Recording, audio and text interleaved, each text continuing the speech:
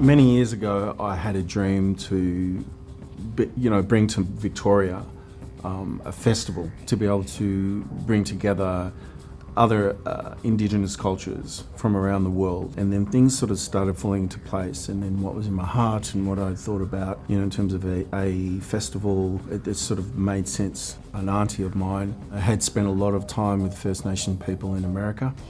And I do remember vividly her talking about how incredibly similar their stories are, their traditions are to our own. I guess that was the seed of the dream, although I didn't know it at the time. So we chose Edge of the Knife as our opening film for the festival because it is a feature film that celebrates a dying language, an Indigenous language of the Haida people.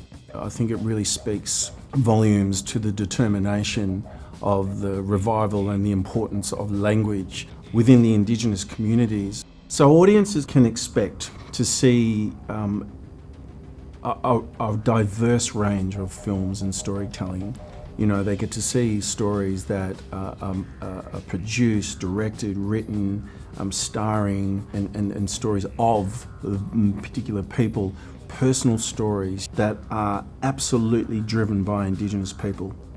And that's the beauty of this. The kind of people who will be at this festival, they vary from internationally acclaimed feature film makers and directors, acclaimed documentary filmmakers, to first-time filmmakers of documentary. First Nations people have had an affinity with storytelling since time immemorial. And I think that if Victoria embrace the idea of diversity, the idea of Indigenous people telling their own stories and sharing their lives on screen, that it's only going to benefit the very fabric of who we are as a society. We've got people coming from Mexico, Hawaii, Canada, the Pacific, New Zealand, and we've got people from many different countries in the European context of what that word means. I'm excited about the opening night film, Edge of the Knife, and the closing night film, Falls Around Her, because they are bookends to an exciting